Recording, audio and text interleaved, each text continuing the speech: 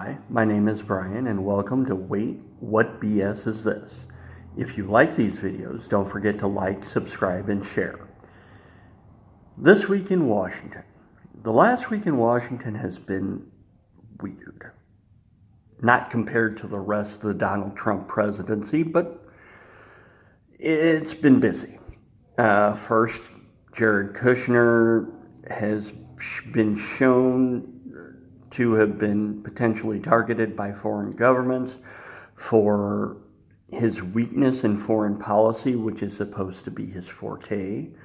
He lost his top secret security clearance, which is a pervasive problem in the White House and for Trump nominees in general.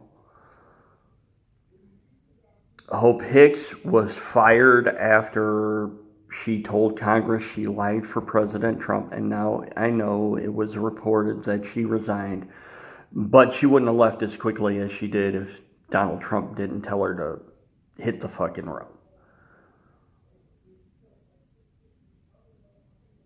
John Kelly terminated a bunch of interim security clearances for other people in the White House, which makes it difficult. And Robert Mueller is looking into Trump's business dealings in Russia and whether they influenced his decision to run or not.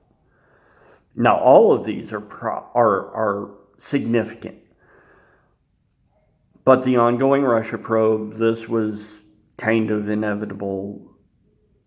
So I can't see it being more of a bombshell than any of the others. What surprises me, though, is that Republicans are still trying to defend Donald Trump. Now, I've come back to St. Louis, and the governor here, Eric Greitens, has been indicted for invasion of privacy, for taking a picture of his lover while she was naked and then transmitting it to an electronic device in order to use it against her. Now, Republicans here are like, well, we're going to look into this and make sure this is not a problem. But they already had soured on him for the way he acted during the Republican primaries and the election here. So they're pretty much ready to wash their hands of him unless it turns out that the charges are bogus, which, given the timeline of the charges and how long they've been in the news, they probably aren't. Sort of like the charges against Trump associates in Washington. The difference is Trump's associates are being protected and Eric Greitens will not be. Now, whether he resigns or not, or he's impeached, which is a real possibility if the charges are proven true, this makes it look more of a microcosm of what's going on in the national stage. We have a president who has systemic problems in his government. And we have a party that's intent on holding on to power to the point of deluding itself that by protecting a guilty party, it will make things all right, given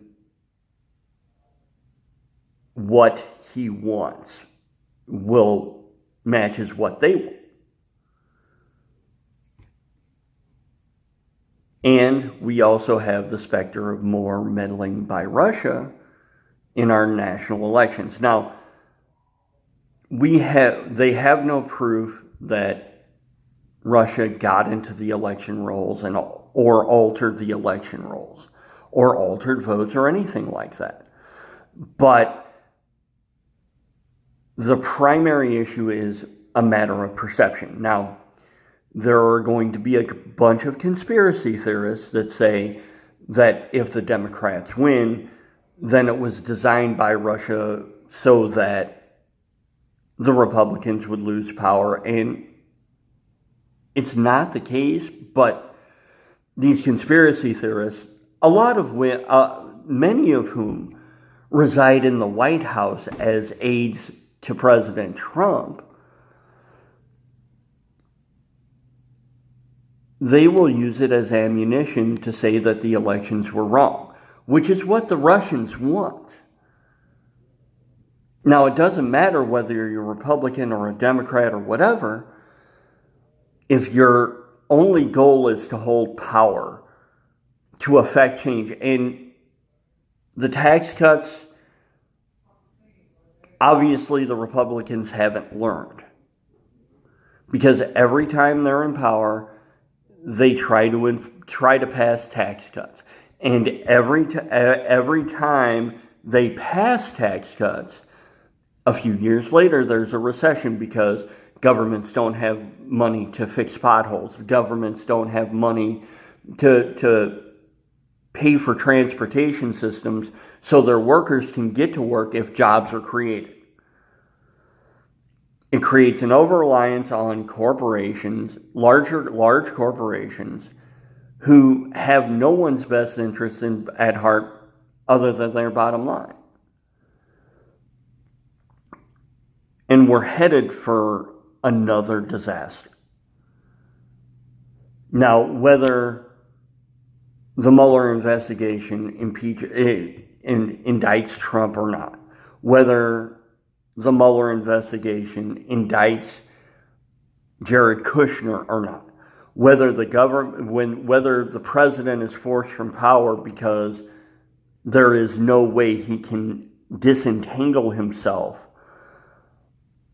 from Russian meddling in our elections, our economy is going to go to crap. Because we have a bunch of states who have laws that say, oh, minimum wage is $15 an hour now. Well, the problem with $15 an hour minimum wage, and I've discussed this with many of the people who will be watching this, is that $15 an hour minimum wage increases inflation. Now, the way the Treasury looks at inflation and the way the businesses look at inflation are two different things. Businesses see inflation as price increases, which affects profits because people buy less. They have less money to spend on specific things like cell phones, basic stuff even. The Treasury looks at it as, oh, we have to print more money.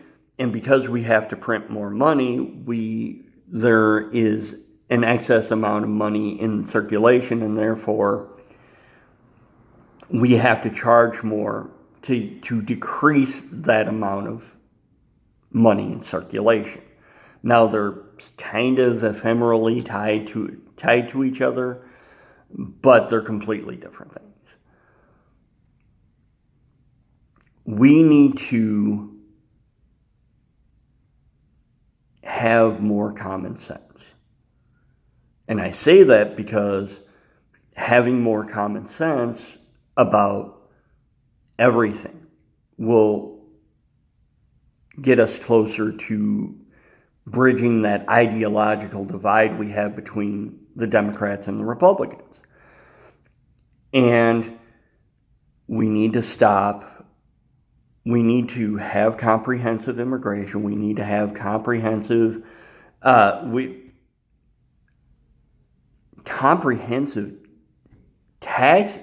uniform taxes. Not even comprehensive tax reform, just uniform taxes where we don't need to try to create more jobs. We need to try to create better jobs.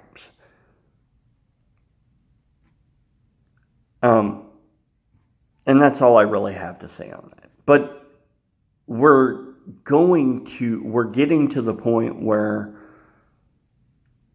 we have an issue in the White House, and it's pretty much everyone in it, and no one there is going to be able to advise the president because no one can get a security clearance except for John Kelly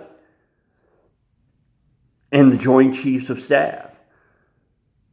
It's crazy. Anyway, that's all I have for now. Thanks for watching.